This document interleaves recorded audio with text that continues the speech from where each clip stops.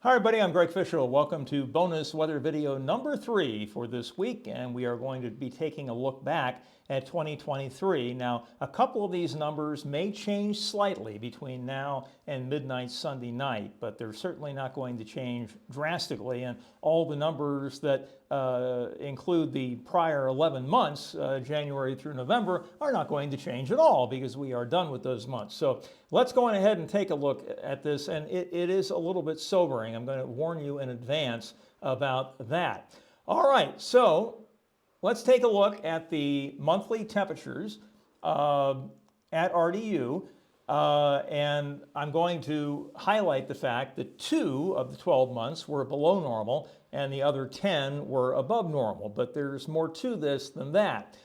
The month of January was the second warmest on record, going all the way back to 1945. Now, they started keeping records at the RDU airport in 1944 in May, and so I excluded obviously that data from the early part of this, because the first several months, because data was not taken during that period of time. So the second warmest for the month of January, the warmest February ever on record, the 5th warmest December, the one we're in right now. Now that could change. We are very, very close to both the numbers above us and below us, and we're going to be a little cooler over the weekend, so we might drop a little bit on that. But for right now, it's the 5th warmest December on record. April was the 5th warmest April on record. July, we tied for the 5th warmest July on record, and in August, we were the 4th warmest August on record, okay? That's a lot of history there.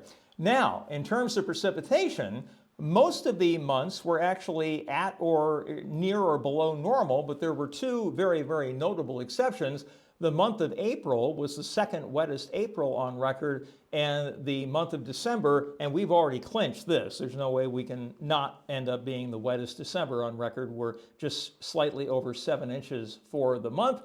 And just to let you know that there can be something in the opposite direction, in August it was we tied for the 12th driest August on record. Okay, so a review of 2023 at RDU for the entire year.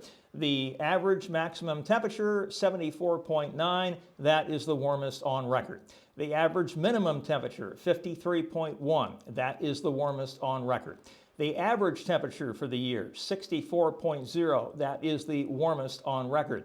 Precipitation, 44.94 inches so far, and that's the 36th wettest out of, I think, 80 years. So it's in the upper half, but nothing to get excited about there one way or the other. 23 record highs or record high minimums were set during the year of 2023, and absolutely no record lows were set whatsoever. Now, the one thing, and I have talked about this before, but I'll talk about it again.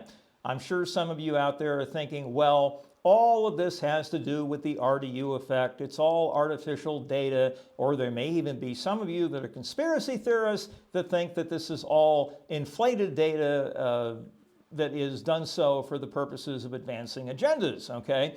Well, if you take a look at all of the cooperative observing stations, which are in rural locations all across the globe, especially across the United States, we have a massive cooperative observing program in this country, and they are all located in rural locations. And yes, the absolute temperatures may be a little lower than they are at RDU, but the overall increase over the period of record is absolutely identical or nearly identical, okay? So this is not a single site that is being used to show a trend that is not representative of what's happening everywhere else. It's exactly representative of what's happening everywhere else. It is a global trend. It is undeniable. If you can come up with a reason other than human activity that explains this, there are about 1 million scientists all over the world that would love to hear from you, okay? They really, really would. But nobody has come up with a plausible alternative explanation to this particular point in time. And until they do, We really have no choice but to accept the science. Now, I will say this, is that I am not one of these people who subscribes to the fear-mongering of we're all going to die tomorrow, okay?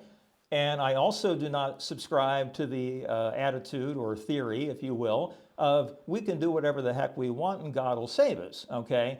There is a happy medium in there, and if we stopped with this political division in this country where we politicize every issue there is, and if you're not on my team, I'm not going to speak to you because you have nothing to add to my life.